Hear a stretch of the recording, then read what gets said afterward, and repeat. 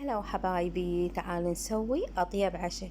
شو السالفة؟ محتارين بالعشاء وأنا موجودة. تعال أنا وياكم نسوي أطيب عشاء. بسم الله الرحمن الرحيم. اللهم صل على محمد وعلى بيت محمد. بالطاوة خلينا شوي زيت، وخلينا عليه بصل مثروم، وخلينا الجزر المبروش، وراح نضيف الفلفل الأخضر، نحمسهن كلهن سوية إلى أن ينحمسن وتطلع ريحتهن الطيبة. واحنا بهذا الأثناء سالقين البوتيتة ومخليلها ملح بالسلق، يعني هنا ما راح نخلي ملح. وطبعا البوتيتة مالتنا مقطعينها بهذا الحجم.